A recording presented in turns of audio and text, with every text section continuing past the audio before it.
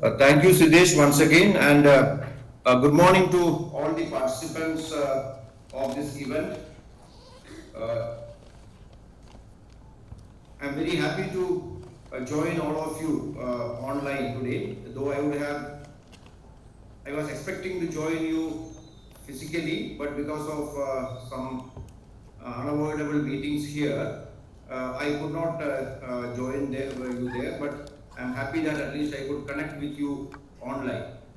Uh, Now, equity and inclusion are two very important concepts which is relevant to all walks of society, not just education, but it's more significant in the field of education as it teaches the whole generation the importance of equity and inclusion and make them internalize these concepts.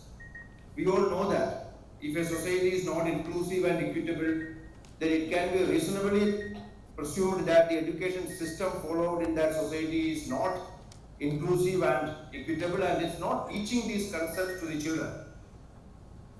That being said, the importance of equity and inclusion is becoming more and more relevant, more and more important.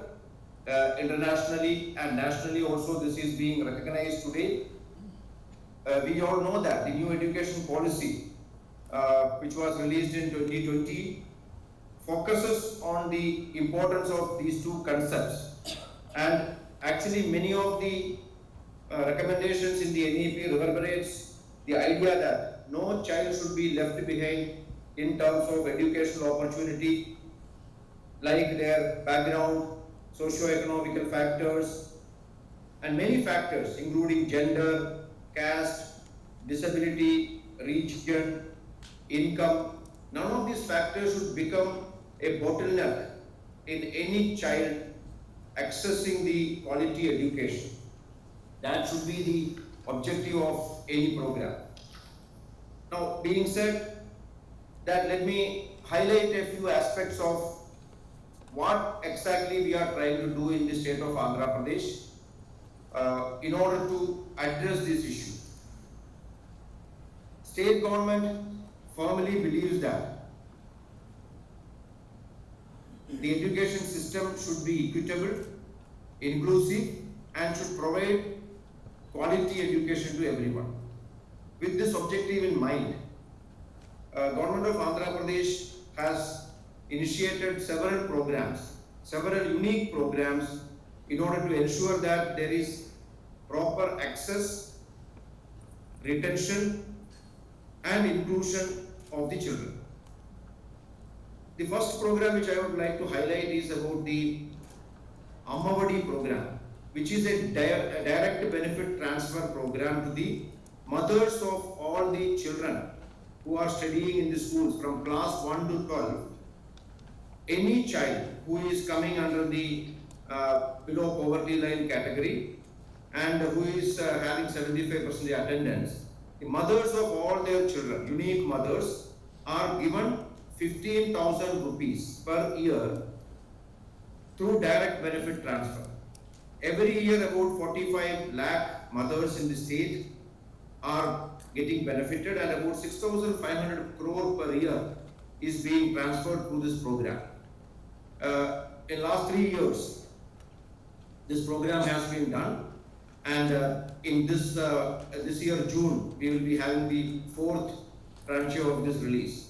The objective of this program, as our Honorable Chief Minister says, that poverty should not be a bottleneck. Poverty of the parents should not be a bottleneck in educating their children.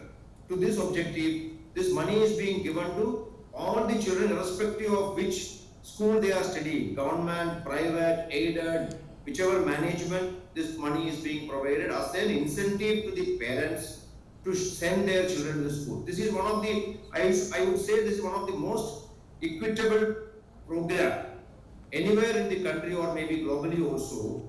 It's like a direct cash transfer to send the children to the schools. Second important program, which again ensures that there is a general feeling that the government schools are not of good standard, the infrastructure is very poor, there is no toilet, no drinking water, no furniture. This is the general perception or the general image which comes to our mind when we talk about a government school. But today we can proudly say that in Andhra Pradesh, through a program called Nadu Nedu, yesterday and today, there is a huge fillip given to the rejuvenation of the government schools, infrastructure upgradation of the government schools, with a total outlay of about 16,000 crore for a period of 3 years. The first phase of this program was completed in 1920, covering about 15,000 schools, and this transformation is by way of 10 components in the school, starting with classroom, furniture, electrification, drinking water means RO plant, separate toilet blocks for girls and boys, toilet maintenance fund, school maintenance fund, dedicated funds going to the parents committee for the maintenance of these assets created, wall paintings in the school, including paintings of the classroom concepts on the walls, compound wall, playground. These are the various components which are being being taken up here. This is to ensure that the child from a poor background who is going to a government school goes there with self-respect and dignity. It's not that he is going to a very bad, dilapidated school. The third very, very important program is something called under the RT Act, Government of India also prescribes providing free textbooks and uniform to the children. We have extended it beyond that, and we are providing a kit of about 9 items to the children in the beginning of every academic year.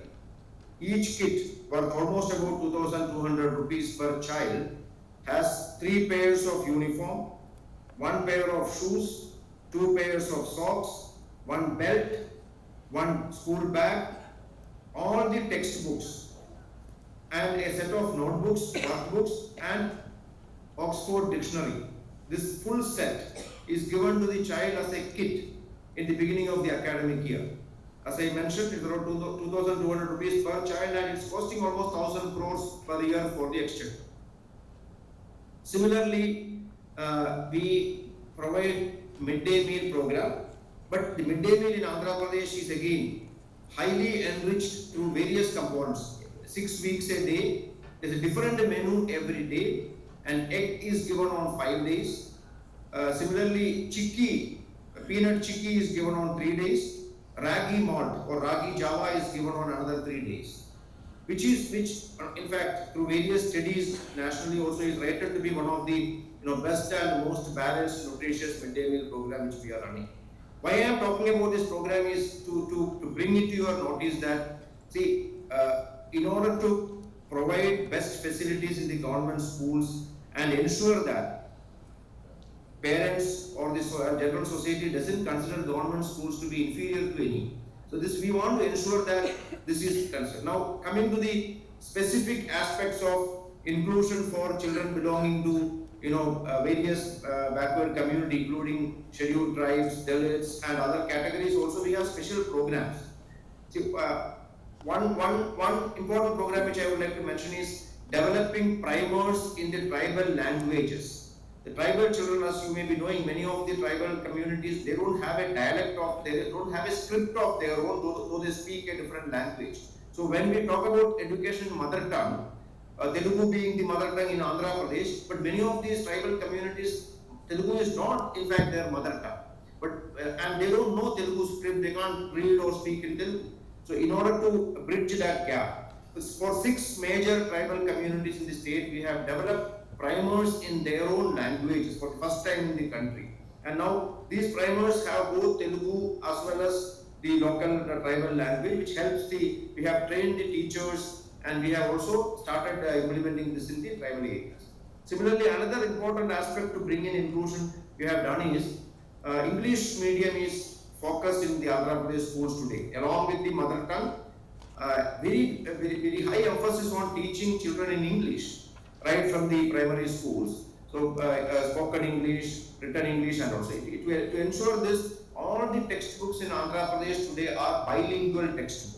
The same textbook on the left side, we have it in Telugu or Urdu, which is the local language, and on the right side we have it in English. So transition from the local language to the English language becomes seamless. Suddenly, we are not asking the child to suddenly jump from local language to English, which will be very difficult, not only for the children but for the teachers also. This gradual transition really helps the child, catch up with the new language.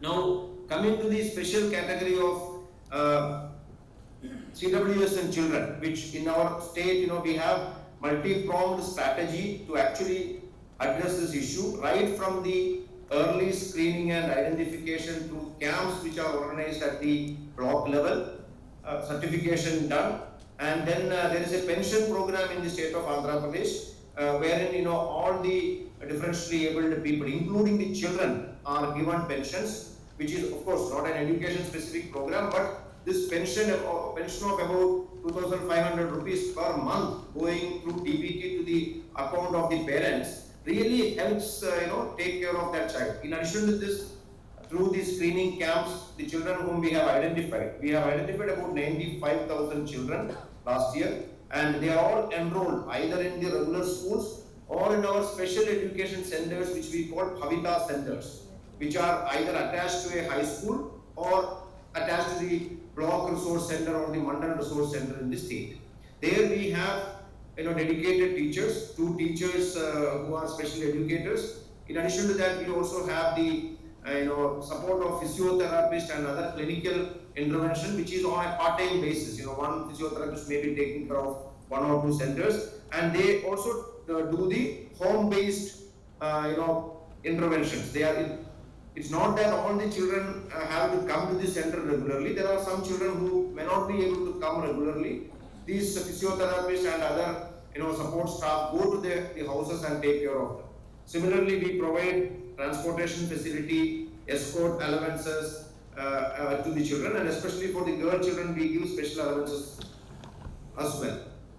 This year, Government of Andhra Pradesh has provided tablets to all the children studying in the class 8, which was given in this academic year. And next year we will be giving another set of tablets to the children who will be entering class 8 next year. And for the specially abled children, we realize that the normal tabs which we have given may not be of really use. So we have actually, with the support of various NGOs working in the field, we have actually finalized the specification for the specialized tablets which can be used by the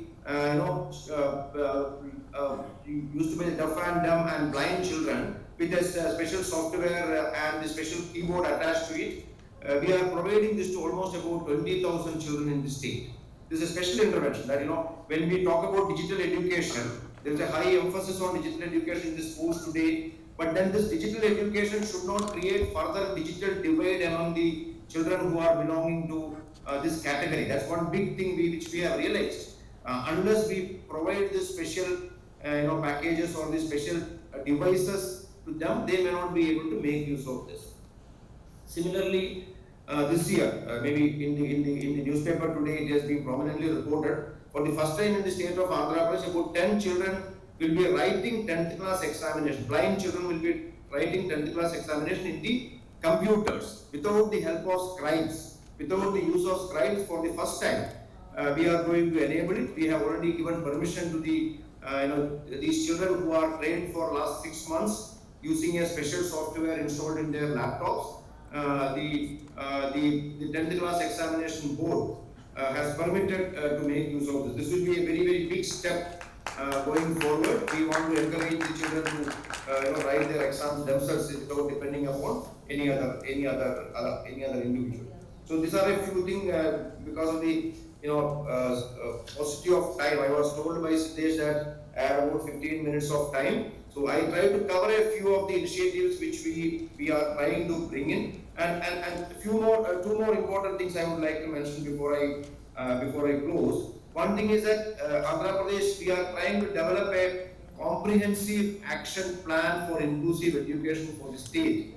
We in fact are trying to become the first state in the country to have a state action plan, state strategy for inclusive education, covering all aspects, not just one or two specific intervention, but in all aspects. We are planning to planning to have an advisory board at the state level with experts in the field Already we had one-to-one and multiple consultation with many people and have taken inputs. What should go into the state action plan for inclusive education? There are many aspects which which we were informed. So we are doing that, and there are of course to implement this action plan. We are also training all our teachers, not just the special educators or IERPs in our schools. Of course, they are given intensive training on all aspects. In addition to that, all other teachers in the schools. Our ultimate objective is that, in the beginning, we may treat the differentially abled children as a separate category so that some hand-holding is given to them, some capacity building is given to them, but ultimately they need to be mainstreamed in the regular school along with all other children. That makes it really inclusive. Inclusion doesn't just mean that we screen them, identify them, enroll and give them some special provisions. No.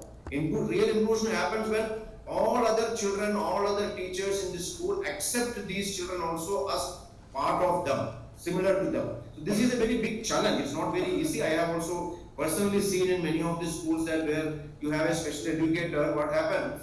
If there are 10 children who are special children, they are made to sit in a separate room and this special educator takes care of that child. So which is not, that again is totally against the concept of inclusion, which may be happening across the country, wherever I have seen. And to change this mindset among all the teachers, including and parents as well, because sometimes what happens if a differentially able child is sitting in a classroom, sometimes we have got this feedback. The parents come and complain saying that because of the presence of this particular child, the classroom environment is being disturbed or our child is getting disturbed. This is because of the lack of awareness, lack of understanding. That is one big activity, big campaign which we are planning to take up. Every teacher in the school should actually be a special educator. So this will take time. We may take 2 to 3 years time to achieve it, but that is what we are ultimately looking at. And I am also happy to share that as part of the World Bank project which we have supporting Andhra Pradesh learning transformation, we have very reputed NGOs including LFE, EI, Pratham and all working with us. And with the help of these organizations who have a lot of expertise in the field of education, not just inclusion and equity, but various aspects of education, we are actually trying to bring all of them together to develop personalized adaptive learning for individual children who require more support. On the one hand, while we bring equality, we bring that basic minimum standard in all our institutions. At the same time, even then there may be a set of children, there may be a few children who still require some preferential treatment, which is the real essence of equity and inclusion. For them, we are trying to do special interventions, what best will work for them. Something which may work best for one child may not work for another child. Replacing this, the specialized adaptive learning, which we already have started in our schools last year, we are going to expand that. The PAL will really, help us also know where the child stands, what is the child's learning outcome at this point of time, what are the areas where we will be able to do that, or we are trying to expand that as part of this World Bank support project, wherein EA is also helping us in that, and LFE is actually helping us to come out with reforms in our Bhavida centers, our special education centers. They have done an extensive study and they have given us some feedback. Based on that feedback, on the one hand, what are the infrastructure improvements to be made there?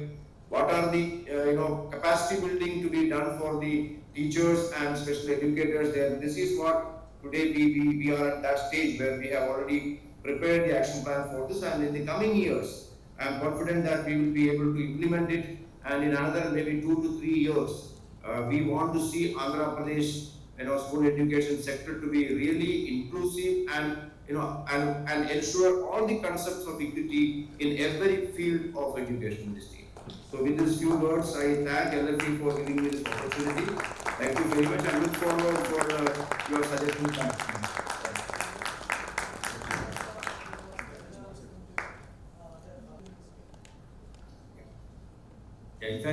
In fact, it's an interesting question. So, see, we are bureaucrats and we generally implement the policies of the government of the day. And I'm very happy to say that we have a chief minister who actually gives highest priority to the education sector. Now, he actually doesn't think education as a just a welfare activity. He strongly feels that education is the best investment for the state. Whatever investment he is making in the field of education, he thinks it is the best investment for the future to make the state future ready. There is a lot of aspiration among the people in the state of Andhra Pradesh, and in order to fulfill those aspirations, there are various interventions as I have mentioned right now, and including the big digital education push which has happened this year by providing tablets and then providing smart classrooms, interactive flat panels, and this political without the political will, programs won't happen because all these things require a lot of budget also. Like just 3 days back only we had the PAB meeting, Project Approval Board meeting of Samagra Shiksha for our state. So we have done this calculation that in Samagra Shiksha we get a total budget of about 2,600 crore per year, which includes 60% central share and 40% state share. That means the central share which we are getting is only about 1,500 to 1,600. Whereas apart from the matching state share for that Samagra Shiksha, in addition to this, through all these programs which I have just now mentioned, state is spending almost about 15,000 crores per year in addition to the Samagra Shiksha, which is by way of the direct benefit transfer of 15,000 rupees per year to the mothers, Nadu Nedu program for infrastructure, this entire school kit which we are giving to the children, additional expenditure for the midday meal program, dedicated fund for toilet maintenance and school maintenance, about 430 crore per year for the entire state, which goes directly to the parents committee. In addition to this, providing the tablets and the free EdTech apps in the tablets, all these things, it's all involves huge investment. Without strong political will, pumping the entire limited resources. You all know that Andhra Pradesh after bifurcation is a revenue deficit state, struggling to meet the expenditure and revenue. At the same time, the state leadership has not hesitated in putting their priority on the education sector, along with of course health and agriculture, which are the other two sectors where the state government has priority. So I am very happy to say that we have a very enabling environment here, wherein all our proposals are readily accepted, and over and above what we propose, we are actually made to implement these schemes which will really benefit in the long. Thank you.